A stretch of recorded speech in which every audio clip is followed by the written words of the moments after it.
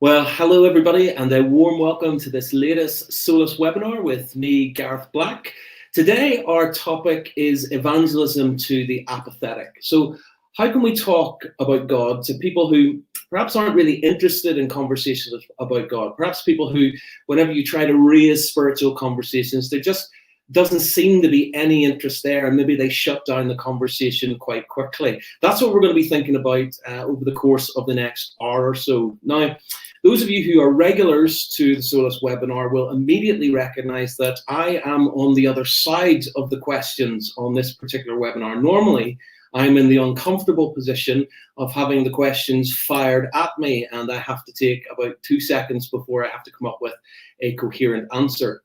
Thankfully, in this webinar, I'm in the more comfortable position of getting to ask the questions, and that is because we have seriously upped our game on this webinar at Solas, certainly in terms of coherent answers, because we are delighted to be joined by Christian speaker, writer, and evangelist Michael Ots, who's going to be helping us think through this topic over the course of the next hour. So, Michael, if you're there, we are thrilled to have you with us, and welcome to the webinar.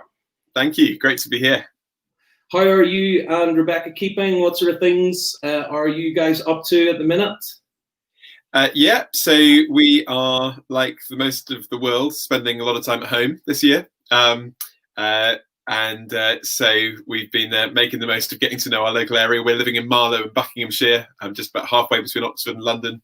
Thankfully our local gym is open. So with the deteriorating weather, we're making the most of swimming down there. I spent most of the summer swimming in the Thames, but at the end of September, I decided that the River Thames was getting a bit too cold, and have downed my game to the local swimming pool.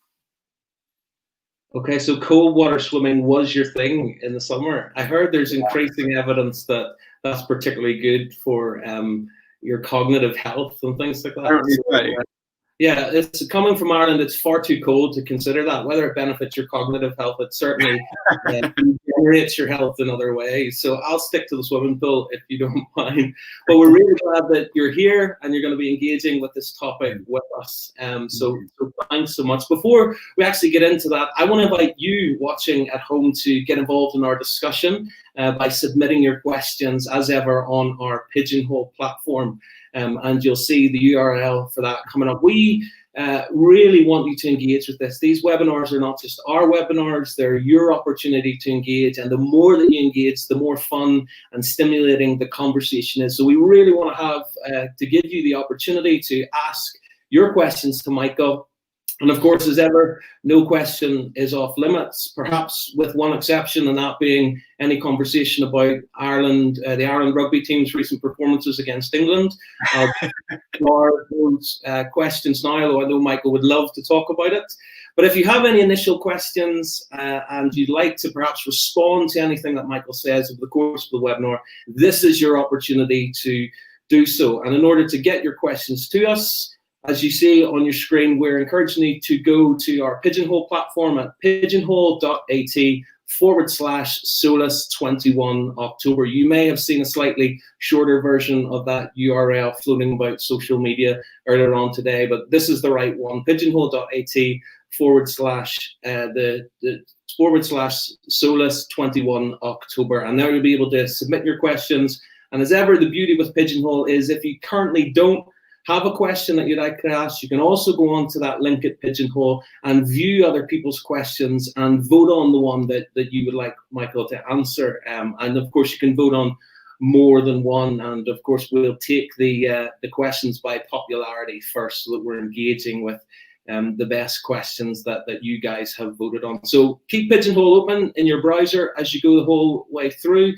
the webinar. There may be times where Michael will say something, perhaps even at the beginning, that you want to ask a question about, or even you want to push back with a question about. We really encourage you to do that, and you may have forgotten about it if you wait till the end. So keep that open, feel free to do that. And also, just before we actually go into the Q&A a little bit later on, I'll be telling you about how you can get your hands on a free copy of a book that Michael has recommended for us. It's entitled Evangelism in a Skeptical World by Sam Chan. Michael, can you just take a minute to tell us a little bit about what's in the book and also why you think it's worth us getting our hands on it? Yeah, I read quite a lot of books about the subject of evangelism. Many are really helpful. One of the ones that I think has been most helpful to me over the last couple of years has been Sam's book. Sam's an Australian evangelist, also a medical doctor. And his book, Evangelism in a Skeptical World, really just helps people to think about, a little bit like what we're doing today, how do we engage with people in a kind of secularized culture who don't normally necessarily want to talk about the Christian faith. So I found it really helpful. I think it's really accessible. It gave me lots of practical advice that I've been able to put into practice as well. So I'd highly recommend it to others. Brilliant. Where we at Solas are delighted to have some copies that we can give away. And if you stick with us over the course of the webinar, I'll let you know in due course how you can get your hands on one of those. Right, let's get stuck into our topic tonight. Michael, many people will know you, particularly if they're involved in any kind of student work up and down the UK. You're known by a lot of people in the UK and even in Europe.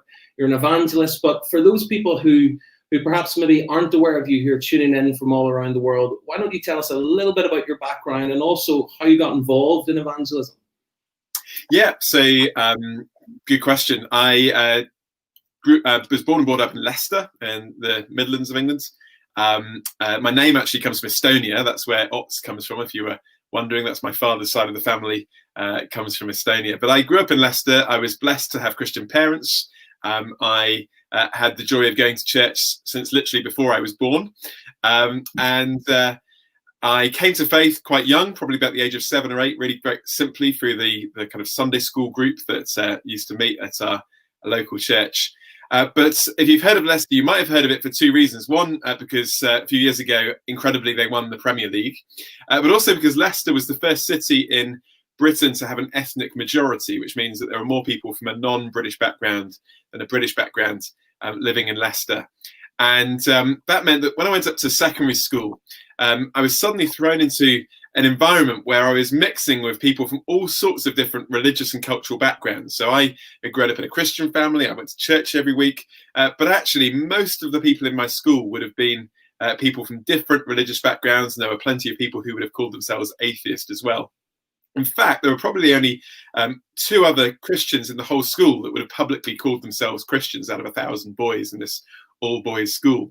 Along with those 2 other Christians, we started a Christian union, which was quite dull to begin with, because basically it was just the 3 of us. I was the president, my friend was the vice president, the other guy was the secretary. We used to meet and discuss the Bible each week. But then basically what happened is we started putting on events where we'd invite people who weren't Christians to come and engage with the questions that they had about the Christian faith. And we advertised this, built a Christian event right across the school. We put it in the assembly and all the registers and so on.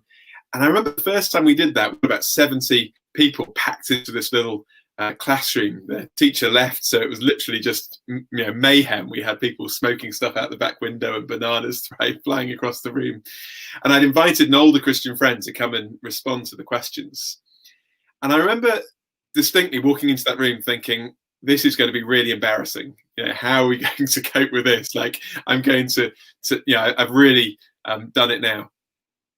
But then I'll never forget what happened. Basically, we had about an hour for lunch, and this guy stood up at the front and just responded simply, winsomely and clearly to all of these kind of very hostile objections that were coming from these 14, 15-year-old boys. And slowly people started to realize, hey, this guy actually knows what he's on about. There are answers to these questions. And I think it was a really significant experience for me, because I guess my hunch was maybe I was a Christian because I happened to be born into a Christian family. If I'd been born into a Muslim family, maybe I'd have become a Muslim and that kind of thing. I suddenly realized actually Christianity is objectively true. It does stand up to the questions, the objections that people have. And even if I hadn't been blessed to be born into the family that I had been, actually I should still be a Christian, because it is actually true.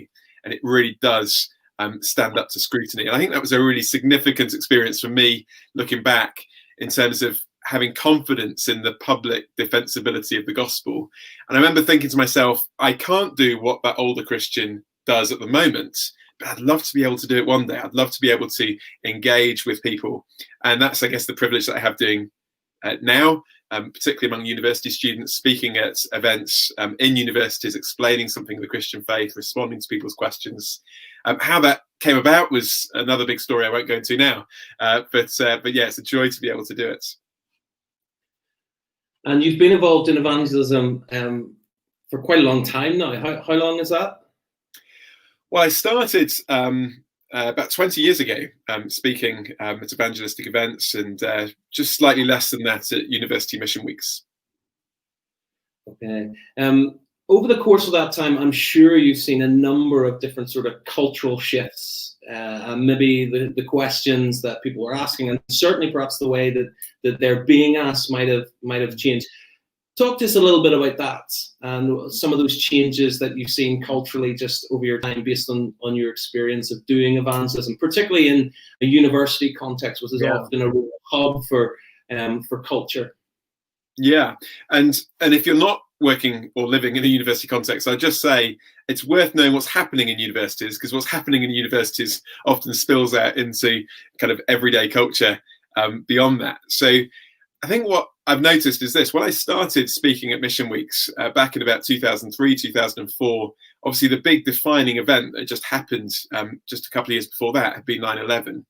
And one of the big responses to 9/11 was this rise in what was called the new atheism. People like Dawkins, Christopher Hitchens, who were very hostile in their reaction to the Christian faith, not simply saying that Christianity was untrue, but also that it was morally evil, and were very hostile towards it. And many students either read Richard Dawkins or had kind of imbibed the kind of new atheist ideas, even if they hadn't read Dawkins or Hitchens. And so that created quite a hostile context on the university campus. I remember speaking at events where you would literally be heckled and shouted at throughout the talk, even before you got to the questions. It really felt like kind of going into a bear pit quite often, particularly with the lunchtime events where you just didn't know what was going to come up. Now, there was something quite fun about that. It was very exciting, but it also was quite challenging because you got people who were there really to take you down. I think the culture has massively changed, and that kind of hostile bear pit environment that we might have experienced 10, 15 years ago very rarely happens today. It doesn't mean people don't ask questions, but I think the manner and attitude with which people ask questions is quite different. I think one of the reasons for that is that new atheism has really declined. I think it was Nigel Lee, the late university evangelist, who said the thing about every ism is that soon every ism, like new atheism, will be a wasism. It doesn't last. They're movements that come and they go. And new atheism, which was so big, has kind of died out. Now, one of the reasons behind that is that the strongest new atheists were those that had some kind of Christian background. They had experienced something of Christianity growing up and were reacting against that. And most of the angry atheists that I encountered back in the day were people who'd had some kind of Christian environments that sometimes have been quite negative on their experience, and then they were reacting against it. But of course, now we're living in a time where most university students, it's not simply that they haven't had any Christian experience, possibly their parents haven't had any Christian or church experience. So they don't know much about the Christian faith at all, which means that actually it's not so much that they know about Christianity and they're objecting to it, they're just ignorant of it. Now, one of the things that's happened as a result of that is that whereas people might have been very inclined to call themselves an atheist 15, 20 years ago, particularly on a university campus today, most people would describe themselves as having no kind of religious beliefs. They might say they're agnostic if they were going to give themselves any kind of label. So I think that's been a real shift in terms of culture. People aren't speaking from an understanding of Christianity and trying to take it down. It's just a kind of ignorance of Christianity and an openness potentially to looking into it. But for a lot of people, it just doesn't figure on their radar. It's just not on their field of vision at the moment. Okay, so we've moved slightly from more of a posture of defense and maybe even hostility to more of I guess an ignorance, a biblical illiteracy, things like that. People just don't know. In what ways would you then say, as somebody who does evangelism full time and in much greater capacities than maybe a lot of those watching might be able to do it, how has that understanding of the shift in culture and the shift of people's understanding and the need, I guess, that there are on campuses and among people in workplaces and things like that, how has that shifted perhaps your approach to evangelism? Has it? or have things largely stayed the same? Yeah, I think it has massively shifted the way that we've gone about doing things. Because back 15 or 20 years ago, the way in was often to take some of those hostile objections and to use them as an opportunity to have a conversation. And so in some ways, I quite enjoyed it when I met someone who described himself as an atheist, because there was an opportunity to have a conversation. Very rarely was it impossible to get into conversation when I did that. I would always ask the question, why, and what's led you to become an atheist, and what are your questions, and we could discuss it. But if people don't have those objections and questions, then actually that's harder. So this really struck me a couple of years ago. I was in Croatia speaking at a week of events, and we were going around doing a survey on the campus to try and invite people to the lunchtime talk. And the talk was going to be on, has suffering disproved God? And so we took a big question board round that had the question on it, and we were asking people to sign, yes or no, whether suffering disproves God. And I was really surprised, because almost every student said, no, it doesn't disprove God, which has kind of flummoxed me a little bit, because I was expecting everyone to say, yes, it does, and then that would lead into a conversation. But of course, when they said no, it was like, well, what do you say now? And so my follow-up question then was, why do you think that? And they basically said, well, why has God got to do anything with suffering? How are these two topics connected? Which showed that actually they knew so little about the Christian claim, the biblical worldview, that they didn't even see this might have any implications for how we look at kind of the topic of suffering. So actually the question, has suffering disproved God, is a very unattractive question probably for the majority of students on campus, because it's just not a question they're asking. That doesn't mean that students aren't asking questions about suffering. I mean, particularly this year of all years, there are all sorts of questions about suffering, personal suffering, global suffering, injustice. But they're just not asking those questions with the framework of God in mind. They're just asking it from a personal point of view as they look out on life.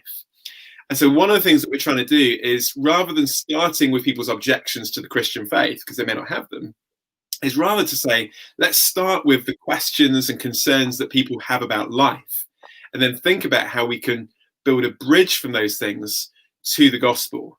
So what do people care about? I think one of the dangers is we start with what we care about, but quite quickly we start to realize that a lot of other people don't yet care about what we care about. But it's more helpful to say, okay, what do people care about? How do we find out what's concerning them? And then how can we build a bridge from that ultimately to Jesus? I guess, when I thought about this topic and was reflecting on this question of apathy and people who are otherwise disinterested, I mean, there is that there are people who just don't know, as you said, and they just don't understand how these things connect, or why God would be relevant to some of these other questions that they are asking. But then there are others who, perhaps do know and are aware, but just don't want to think about it. And many of us sort of want to do evangelism more effectively. We read books, we, watch webinars like this and get training. But in some ways that it kind of needs our friends to at least have a modicum of interest, so that we can have the conversation, even if it's just to sort of say they completely disagree. And I guess for my assumption is that with a topic like this, and there might be people watching this webinar, that's maybe their experience, where they really want to have the conversation, but it just seems like friends, colleagues, neighbors, family, they're just not interested. And any time the topic of anything spiritual comes up, they quite quickly shut it down. And in some ways, maybe evangelists like you, Michael, are both very inspiring, but also frustrating, because evangelists always have stories of great conversations with non-Christians. So my question, I guess, is, do you ever have those kinds of experiences when you talk to people where they're just not interested? Or do evangelists have the spiritual gift of making people interested, by osmosis or something like that? And if that's the case, why do you think people might be uninterested, at least on the surface? Yeah, and I think you make a fair objection, which is one of the dangers as evangelists, is we talk about all our best stories that we've had, which gives the impression that every time we meet someone, we just have amazing conversations. And the reality is we don't. It's just that, it's more interesting to tell the story about the good conversation than to tell the story about the bad conversation. Although maybe it is helpful for us to talk about some of the challenges. I remember sharing a report at a church event a few years ago, and I shared some really encouraging stories about things that had gone well, and I shared a couple of stories about some conversations that hadn't gone so well. And it really struck me afterwards, the number of people that said, actually, it was kind of encouraging that you shared the stories of when it didn't go well, because we kind of get the impression that, you know, it's always easy for you. And it's not. I mean, the reality is, you know, whenever we talk to people, there'll be some people who are immediately interested in the Christian faith, and there can be a way into that. There'll be some people that just won't be. And for some people, it takes time. And that's why the investment of relationship and getting to know people can eventually open up a door that might seem closed at the moment. So that is one thing to bear in mind. I guess one of the things when you're in full-time Christian ministry you have is your job kind of opens up the topic of faith very early on. In fact, sometimes I find it's too early on. You know, I kind of want them to discover that I'm a human being before they discover I'm this weird Christian, in their mind at least. And of course, in normal kind of conversations in a Western culture, the very first question you ask someone is, what do you do? And so I'm trying to explain my job as an evangelist. So sometimes I try and see how far I can go in the conversation before I drop that in. So that sometimes does bring it up, and that can open a conversation. You know, oh, you're a Christian. What does that mean? But of course, it can close it down, and sometimes you can kind of get the question. I remember on a train once, and someone asked me what I did, and I explained, and you could see kind of, you know, they didn't say it because they're being polite, but you can see what they're thinking, which is, oh my goodness, I'm stuck next to the guy for 3 hours. Religious fruitcake. So conversations can open up and close down. Of course, even if you're not in full-time Christian ministry, there are ways of dropping in our Christian faith in conversations that may or may not open conversation. I guess my question, and what we want to be thinking about more in a moment, I'm sure, is what do we do when mentioning Christianity and mentioning that you are a Christian doesn't open up the conversation? When people just go, huh, that's nice. Which I think increasingly is the case. I mean, it used to be people would say, oh, yeah, like I'm an atheist and this is why. Some people still do. You know, one of our neighbours did that the other day. She said she's a lot older than us. We're the youngest in our block of flats by far. And she just, you know, quite openly just said, well, I'm an atheist. I don't believe a word of all this stuff that you believe. And of course, that opened up a conversation. But most people, you know, they're kind of happy for you to believe what you believe. You know, we're relativistic when it comes to faith, not about everything, as we've discovered, but in Western society, at least, we are very relativistic when it comes to faith. But that's partly because in Western society, most people think faith doesn't matter. And people will always be postmodern and relative about things they don't really think matter. Yeah, I remember what you were saying about trying to avoid dropping in the fact that, you know, you're either a Christian or more perhaps even significantly evangelist, with all sometimes the stigma that can take. I remember J. John telling a story about how being on a plane and, yes, you know, how he told the person, he didn't want to tell them he was an evangelist, so he basically told them that he worked for a global enterprise that had been around for 2,000 years and was heavily involved in, you know, humanitarian endeavors and things like that, and had changed the course of history and endorsed human rights and things like that, and was in the business of transforming people's lives in a way that no other enterprises could, you know. So you may not need that level of creativity once the punchline finally comes, yeah, and the curtain is revealed that you're actually an evangelist. But creativity in terms of how we engage these things is an important point. So thinking about our engagement sort of beyond introductions and things like that, how do we go about engaging people in that kind of context? If we find that people just are indifferent, if we've maybe sort of dipped our toes in trying to have a conversation and it's being shut down pretty quickly, do you have any help for us as to how we go about creating spiritual conversations in a way that's not shoving it down people's throat, which I think is a lot of what people fear, but really moving beyond the shallow shutdowns to actually interested engagement? Yeah, it's a really good question. I think I would give two pieces of advice, really. The first piece of advice is we need to be talking to people. It's very hard to talk about Jesus if you're not talking to people in the first place.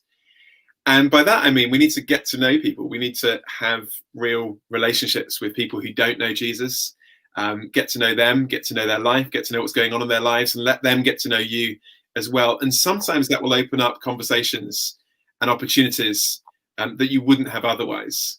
And for us, one of the things that lockdown meant this year was spending loads of time living in our block of flats rather than traveling the world and speaking at different university events. And that, of course, meant loads of opportunities to get to know our neighbours. We live in the south of England. Normally people are quite reserved, but we've been able to do lots of stuff. And having communal gardens meant that we got to know the people around us far better than we would have done otherwise. And over the course of several months, those relationships have really grown. We've had conversations. They've discovered more about us. We've discovered more about them. Some of them have become really good friends. And actually, as a result of that, we've ended up having some really wonderful conversations, sitting out by the river in the evenings, having a drink with them, and conversations will have come up. Now, if I had just come in as a complete outsider and knocked on all the doors in our block of flats and said, I want to talk to you about Jesus, I guess the initial reaction of pretty much everyone here would have been, we're not interested. But because we live here, because we've got to know people, because we've got that friendship, it's created an opportunity, and we enjoy talking about these things. And a couple of them are reading my new book and giving me feedback on that, and it's enabled us to have really good conversations. So that's the first thing. Just make sure we're talking to people, get to know the people who are around you. But as you get opportunities to meet people out and about, again, just get in the habit of opening up conversations. I think sometimes our danger in evangelism is we want to run before we can walk. So we're really worried about, how do I help someone to become a Christian, which is a great concern to have.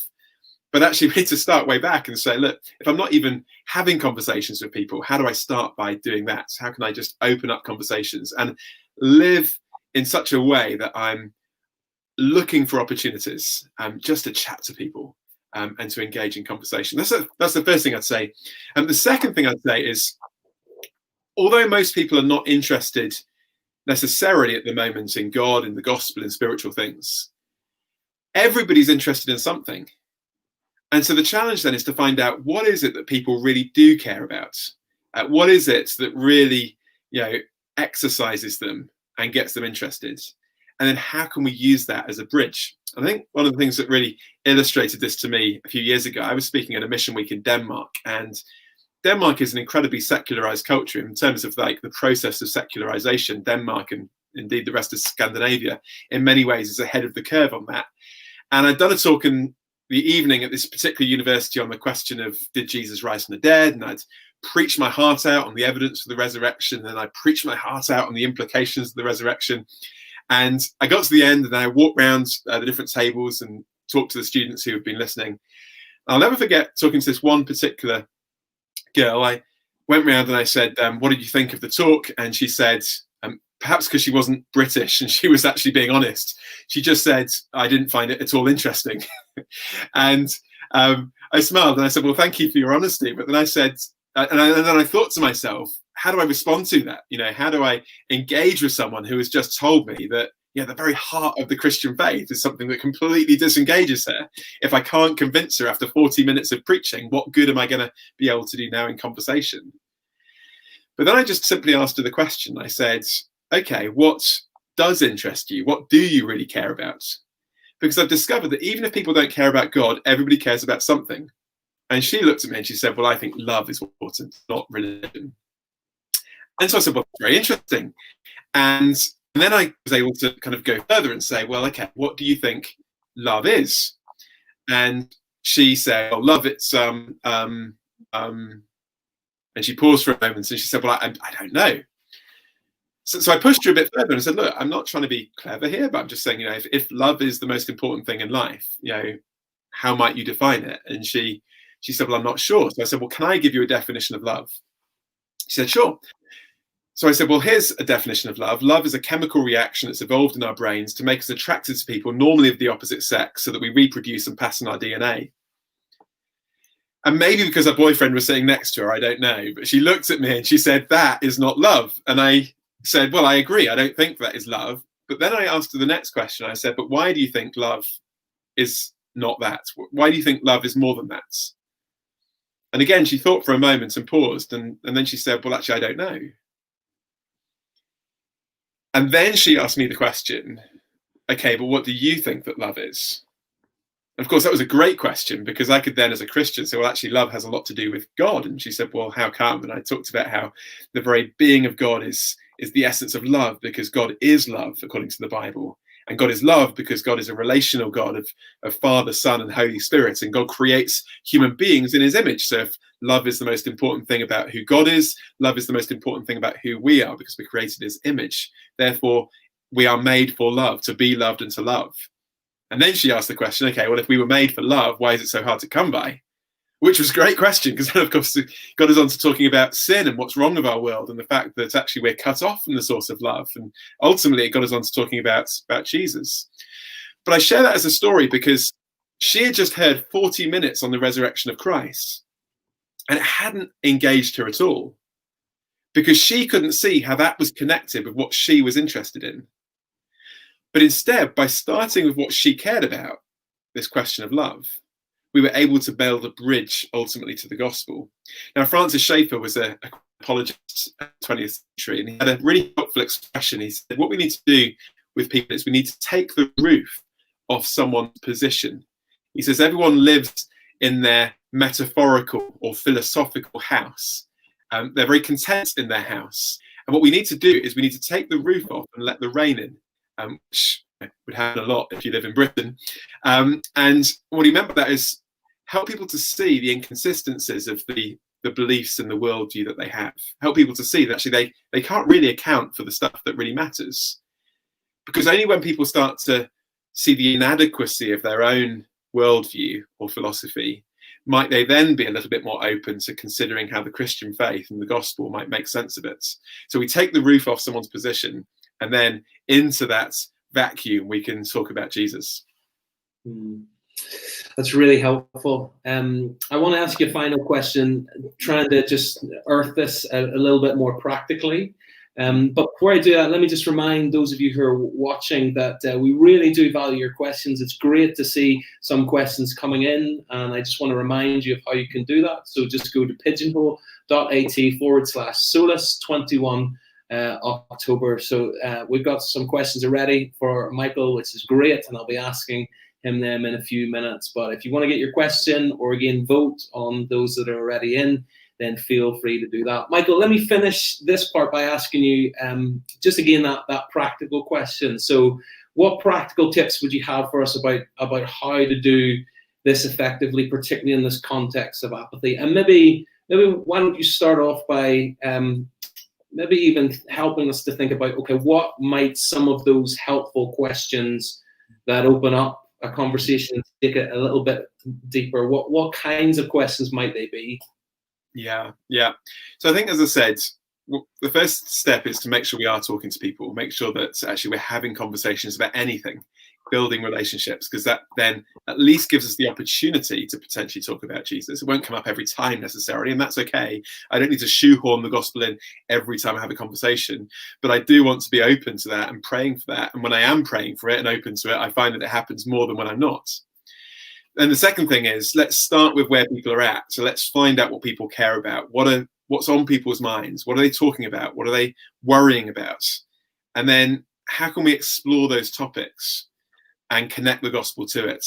And there's that twofold approach. Firstly, helping people see the inadequacy of their own position, and then helping people to see the superior, the better adequacy of the gospel in the light of those things.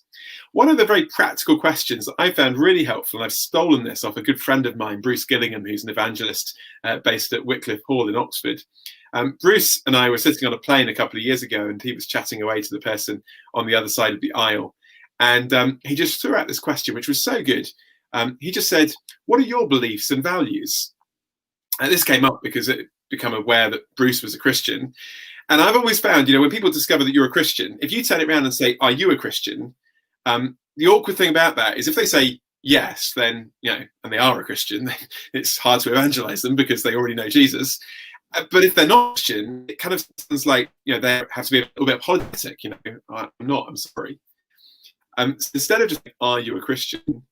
To turn it around and just say, what are your beliefs and values? Now, the reason for saying those two words is if you just say, what are your beliefs, it's very easy for people to say, I don't have any. If you say to someone, what are your beliefs and values? I've never yet found someone say to me, well, I don't have any, because people do. And it kind of gives them an opportunity to talk about the stuff that really matters to them, the kind of convictions that they have about life. And then, of course, that opens up an avenue for further conversation to go a little bit further. And I think what we've discovered this year, particularly in 2020, is that there are all sorts of things that lots of people are thinking about. I think if anyone was to look back on 2020 in years to come and try and evaluate what happened in the world, they would basically think, well, there was coronavirus and there was Black Lives Matter. Those are the two huge things that have kind of gained traction and discussion and conversation in a way that nothing else has. But both of those things create opportunities for conversation. Now, I find what's very interesting is it's kind of interesting to know what people are thinking about these things. So, for instance, with COVID, you might find people incredibly fearful, and that's obviously a way in, because we can talk about fear and the answer to the fear, which is the gospel. You might find people the opposite, and they're just incredibly suspicious, and they're saying, well, why are we living in a society that shut itself down? You know, what's happening? But of course, that creates opportunities for conversation. You know, why do we live in a society the way that we are? Why do we think that it's possible to live in a 100% safe world? You know, actually, how can we live with risk and stuff like that? There's all sorts of conversations that could be had, regardless of where people are coming from on that. Similarly, if you've got people who are, you know, passionately supporting Black Lives Matter, then again, the kind of subsequent question could be, why do you think it is as a society that we now recognise that all lives, and particularly Black lives, they really do matter? Like, why do you think that? Because that hasn't always been the case, has it? And it's not universally the case when we look at some cultures in the world. So why is that the case? And actually start to kind of show, you know, help them think that through, because actually the secular world has no real ultimate basis for human right, for human equality, but the gospel really does. But again, imagine someone's at the other end of the political extreme, and actually they're really quite skeptical about Black Lives Matter, and they are very skeptical about some of the things that have been done in the name of that. Again, you've got an opportunity to explore what are their problems. Okay, maybe this kind of very simplistic division of the world into oppressed and oppressor isn't a really helpful way to divide the world. Hey, maybe the Bible has something to say about that, because actually the Bible says that all of us in some ways are oppressed. We've all been hurt by others, but all of us can be oppressors because we all have sin, and we need to find a solution to that. And of course, in Jesus, we have someone who identifies with us in our oppression, but also he died to forgive us for the way that we have oppressed and hurt others. So regardless of where people are coming from on these things, you know, politically and personally, there are ways to connect these things to the gospel. But unless you know where people are coming from, it's very hard to know what to say. So I think the first thing to do is really listen well, and then think about how we can respond to that. And maybe one of the things we can do is actually be thinking deeply and Christianly about what's happening ourselves, so that when we do start to have conversations with others, we've got something to say. You know, so it's good to think about, as a Christian, how do we respond to what's happening in our world? And it's good to really prepare ourselves so that when those conversations come up, we've got something that we can speak into it with.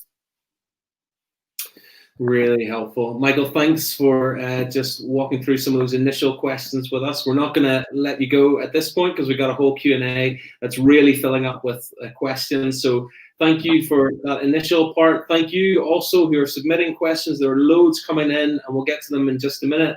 You can still do that if you'd like to submit questions or continue to vote on some of the ones that are already there. Just a reminder again of the web address to do that. It's pigeonhole.at/Solas21 October. So feel free to get your questions in, and we'll be back with Michael in just a moment. Now, I promised you that I would let you know how you can get your hands on a free copy of Sam Chan's book, Evangelism in a Skeptical World, that was recommended to us by Michael at the beginning. And there are really two ways that you can do that.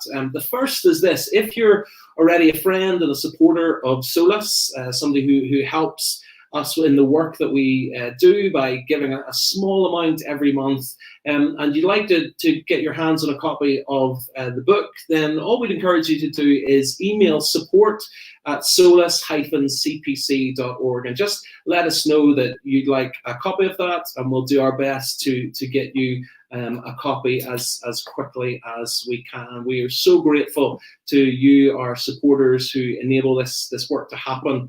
And if you want a copy of this to help you think through some of the issues a little bit more, then we'd love to hear from you and get a copy of that to you. The second way is this: if you are not yet a supporter of Solas, and you would perhaps like to get behind the evangelism and the evangelism training that we do, then if you go to the Solas website, and again, the URL is on your screen now, it's solas-cpc.org/donate. And all we would ask you to support us with is simply £3 a month. It's the price of a good cup of coffee.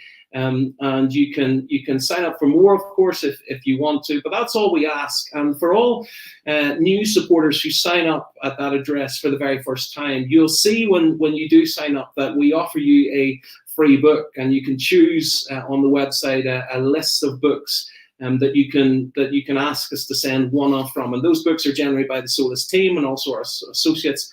But in addition to that free book that we give to all new supporters, we'd also love to send you, if you sign up off the back of this particular webinar, we'd also love to send you a free copy of Sam Chan's book, Evangelism in a Skeptical World, as a huge thank you just from us at Solas. So we really appreciate, we know times are tough and things are uncertain economically and financially. There's absolutely no pressure whatsoever. But if you're being blessed and encouraged by some of the work that we're doing and these webinars and all of the other resources that Solas put out, then we'll be so encouraged that you to get behind us just for £3 a month. Right, let's get into the questions. They have been coming in, and you can still continue to do that at pigeonhole.at/Solas 21st of October. But I said we'd take the most popular questions first. So Michael, if you're ready, let's get stuck in. And the first question, the most popular question on Pigeonhole at the minute is this one. When it's a family member, and this is an anonymous question, when it's a family member that's apathetic, do you have any specific advice for that situation? Yeah, that's a great question. And whenever I've spoken about this, actually, it's been almost always the most popular question, because obviously we care about our family members, and for family members who don't know Jesus, we really want them to know Jesus. And yet, often in our experience, we can discover that they're the hardest people to talk to about Jesus. And by the way, one of the things I therefore do when that is the case is I really pray that actually there'll be other Christians who might be brought into their sphere of kind of social life that will give them an opportunity to engage with Christians outside of ourselves. Because sometimes the way that family dynamics work is that people will be more open to talk to others about Jesus than they will be to talk to us. So that can be something that we can really pray for. And if we can kind of help introduce people to others who we think they might get on with, who they might open up to more than ourselves, then that's great. So let's pray that can happen. But also in terms of, for us, I think what I'd say is we need to be open and willing to talk about Jesus. But at the same time, as I said, we don't want to be those who are seen to be shoehorning the gospel into every conversation. Because if people feel like we're nagging at them, we actually build a wall, a kind of defensive wall in their hearts, where they're actually more inclined to not want to acknowledge what we're saying, or to open up into conversation. So I think we just need real wisdom there to think, when is the best time, and how can we go there? I think also one of the dangers and one of the difficulties that there is in conversations is that the family member feels that actually I'm going to have to admit that I'm wrong and you're right. And there's an issue of pride at stake, isn't there, when it comes to having to admit that actually your spouse or your parents or your child, maybe even more difficult, was right on something and you weren't. And so I think to try and model this attitude that says it's not so much, I'm right and you're wrong. We're all in the same boat. We're all looking for truth. And this is where I found some really compelling answers to my questions. So almost point away from yourself to Jesus. It's not that you have all the answers. It's not that you're the person that they need to believe in. It's trying to point people back to the Lord Jesus in that. And so I think if we can do that, it might just help remove some of the barriers that people feel.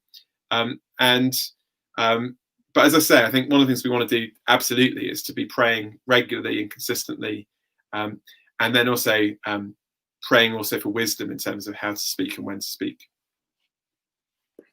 Yeah, that's really helpful. The next most popular question is connected to some of the stuff that you've already mentioned before, but I do want to honor the fact that it's one of the most popular. So it's this. It says, I'm wondering if you have any particular strategies for opening up conversation with people. Is there a particular strategy or a typical approach that you might take? I know we've mentioned it, but do you want to unpack any of that or give us a little bit more of what you do in situations?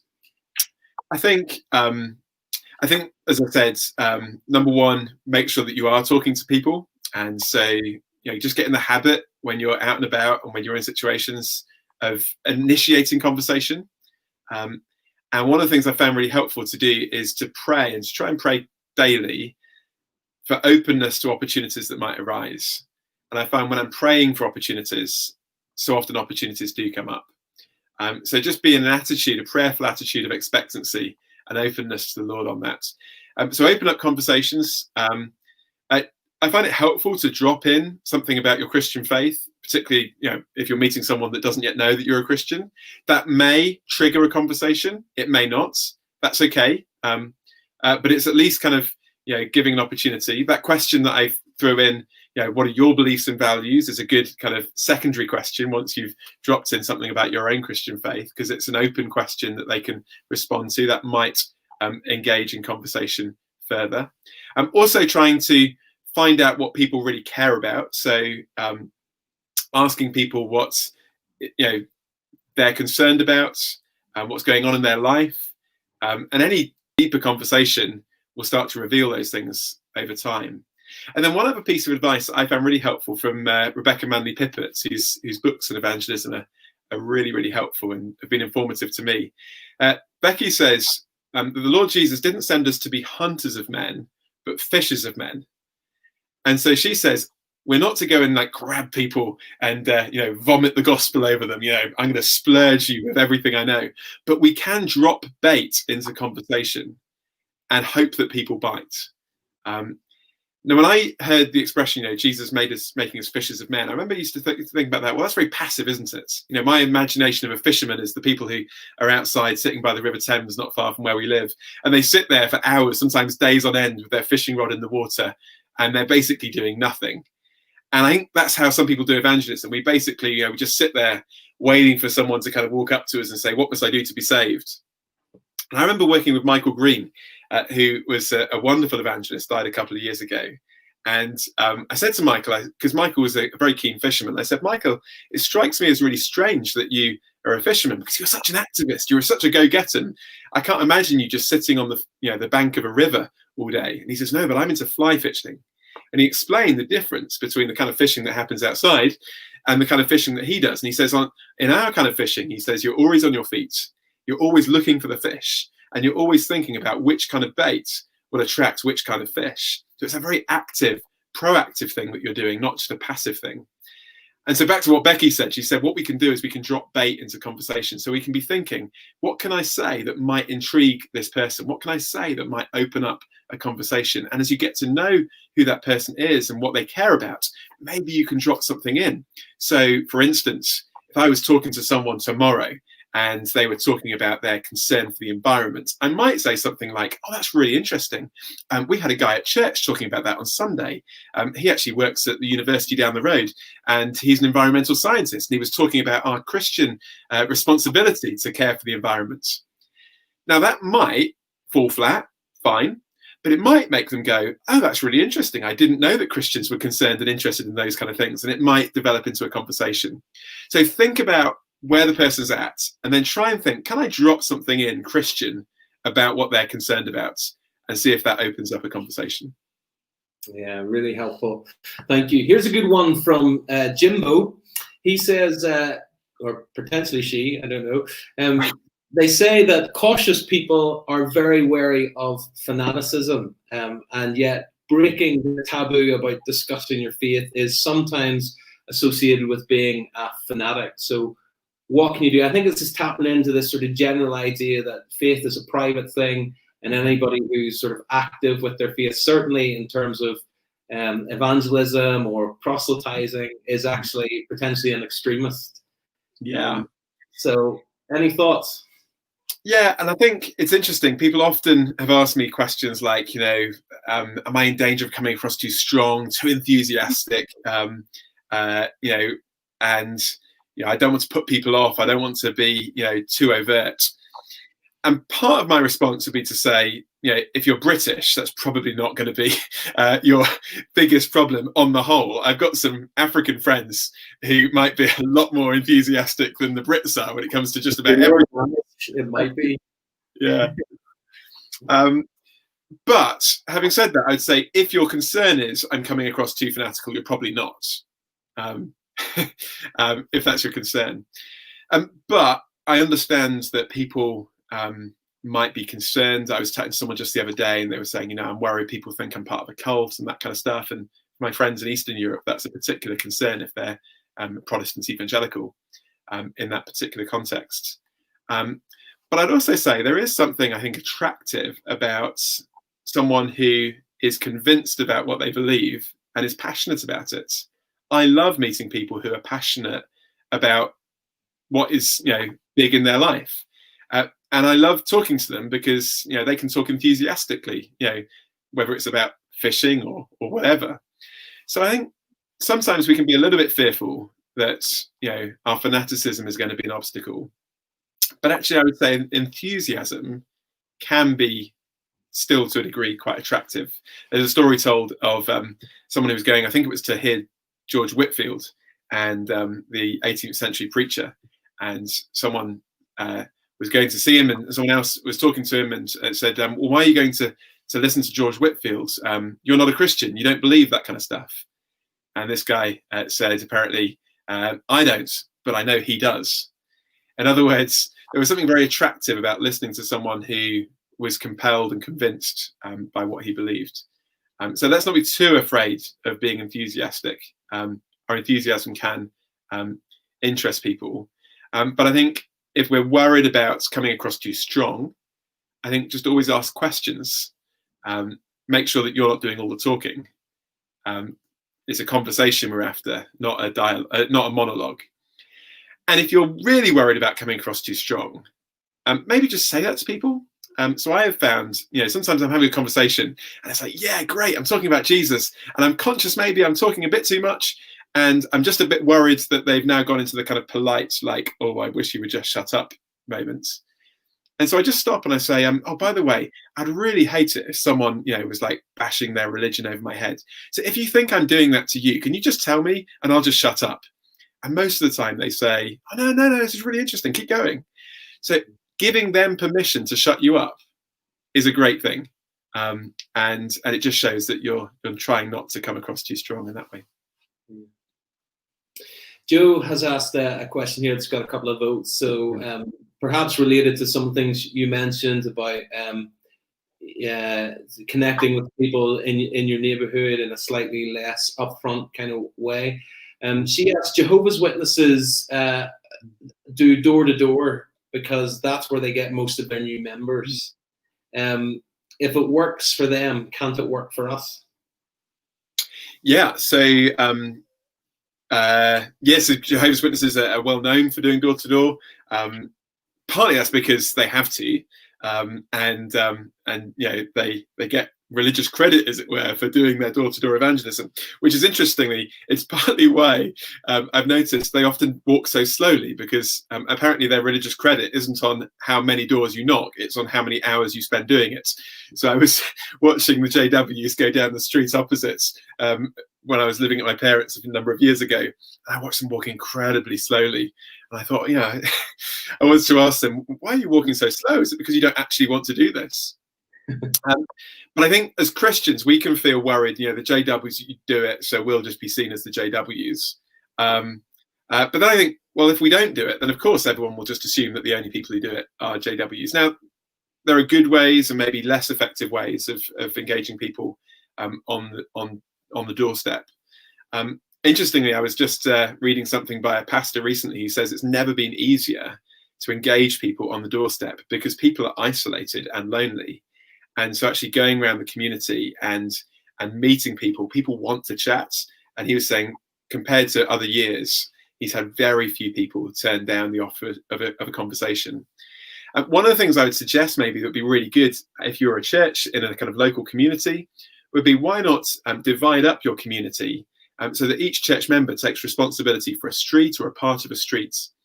And then you just take the time to go down the street and introduce yourself. You say, hey, I'm so-and-so, I'm from the local church. Just want to let you know that we're here. If you ever need anything, do get in touch. Maybe you just have a leaflet about the church. Very gentle first impression, and just see where it goes. You may get to know a bit about them. You may not get to know that they've got kids or they're elderly or whatever. And then obviously not on that moment, but you might want to make a mental note of that. And so when you go home, you know that the people at 55 are who they are. And then, of course, maybe the church are running something for the over 50s, and you know that the people at 55 are in that category. So you could go back to them, couldn't you? And you could say, oh, we've got this going on at church, and we just thought you might be really interested. Or there's a kids club happening, and you go to the people at 27 and you say, I just thought of your kids the other day. They might be really interested in this that we've got going on. And those repeated exposures give you the opportunity to build relationships. So I think we want to go from kind of 0 to 60 in 5 seconds, like a speed car sometimes when it comes to evangelism. And the danger with that is that people, they get left behind, and it's too fast. So if we can just actually build bridges into the community, get to know people, and then over time, actually, we've got opportunities maybe for that to go deeper. So it's okay if the first conversation is literally just a leaflet and a hello, but actually that might be paving the way to further conversations down the line. I want to, we got about 5 minutes left, so I want to combine a few questions here because they are interrelated, if that's okay. We have a question here about whether you think people are reluctant just generally to think about bigger pictures, and they're more apathetic about those sort of those bigger questions, not necessarily God questions, but those deeper, sort of slightly more philosophical questions related to value and meaning and purpose and things like that. And also connected to that is a question here about a lot of people might be resistant because this opens up experiences as much as just intellectual ideas. And some of those experiences, they might be quite guarded over. And another question that was connected to that was the sense of culture is so potentially dumbed down now. So is that really just the approach that we need to take? So really asking questions around this idea of, are we just not having deeper conversations, even political conversations, as a culture? Maybe because it exposes differences and we're also afraid of things that might divide us rather than unite us. Any thoughts on this, Michael?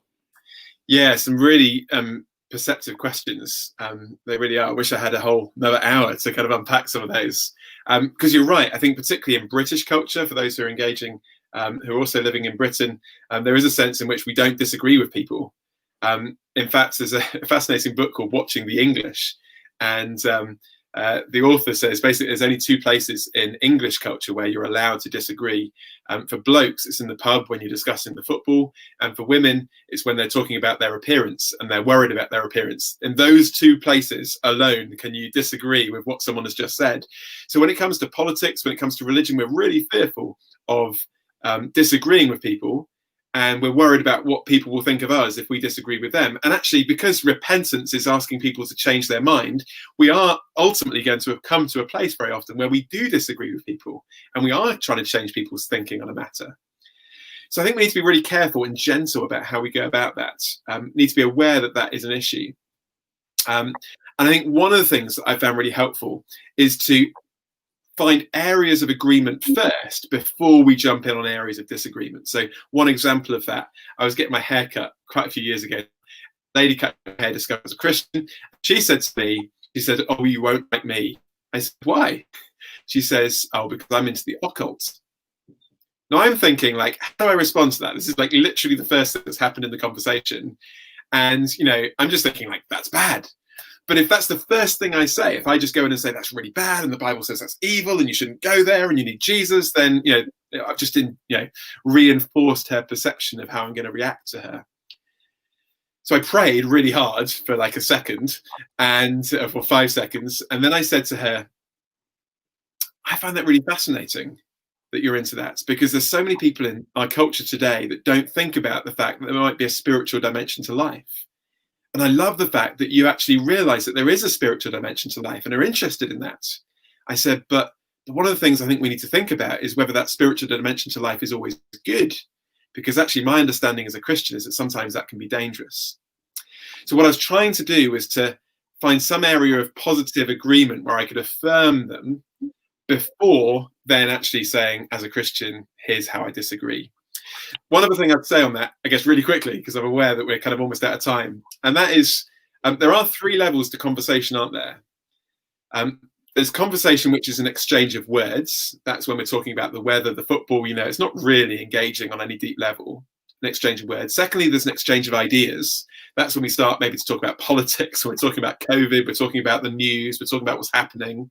And then thirdly, we've got the exchange of emotions. That's where we're talking about our feelings, you know, what's going on in my life, what my fears, what my hopes, what I'm anxious about. And again, particularly in Western culture, if you jump in to level 3 to, you know, talking about people's feelings, that feels weird. It's a clash of ears. And so actually we need to earn the right to be able to do that. And I'm always struck by the model of Jesus in John 4. You know, John 4, where Jesus is talking to the woman at the well. He doesn't jump in and say to her, your life's a mess and you need the fountain of life. He starts the conversation by saying, can you give me a drink? It's a very kind of gentle way into a conversation. Then it develops from an exchange of words to an exchange of ideas. They start to talk about, you know, where you should worship and stuff like that. But ultimately it goes to the heart. It talks about her past. It talks about her need for him. It talks about her longing, her thirst, her spiritual thirst, and so on. And so what we see in Jesus is a conversation that starts on the superficial, gently goes through to an exchange of ideas, and then ultimately goes to the heart. And that's kind of what we want to model. So we don't want to jump in too quick. And some people are prone to do that. And then we put people off and we get their backs up. But equally, we don't just want to stay in the superficial forever. And as we get to know people and as we spend time with people, we earn the right, I think, to actually ask questions which might take us onto those deeper levels, which will then enable us to talk about the gospel and to think about how that might impact upon people's lives. Michael, thank you. Unfortunately, that's all we have time for in this particular webinar. Our hour is up. I want to really thank Michael for joining us today and for serving us so well with his insights and advice. Michael, if people aren't aware already, how can people continue to track with you and maybe pray for you over the course of the next few weeks? Yeah, so I've got a website, michaelots.com. So if you go to there, if you get in touch on there, I can send you prayer information about what's going on and things that I'm up to. So by all means, get in touch. I'm also on Twitter, Michael_Ots, on Facebook as well. So very happy to engage in those different ways. Brilliant. Thank you, Michael. And I want to thank also David Hartnett, who's part of our Solas team, who, as ever, has been working tirelessly behind the scenes, just making all of our technology work so seamlessly. And of course, thanks to you for joining us and for submitting your questions. Hope it's been an encouragement and it's been resourceful for you. And if it has, then why not share this webinar after we go offline, just with some friends and colleagues and other Christians who might be able to benefit from it. And as ever, the Solas website, solas-cpc.org, is full of information and resources for you personally or your community to use in your evangelism. We'd love to hear your feedback on this webinar, and also you can at the website give us some information and some advice for maybe future webinars that we could do and what topics we should maybe be covering. And as ever, don't forget about the opportunity to get your free book either at by emailing Solas, by emailing support@solas-cpc, or sign up for just £3 a month at solas-cpc.org/donate. But that's us for now. Thank you so much for watching. May God bless you, and bye for now. Thank you. Bye.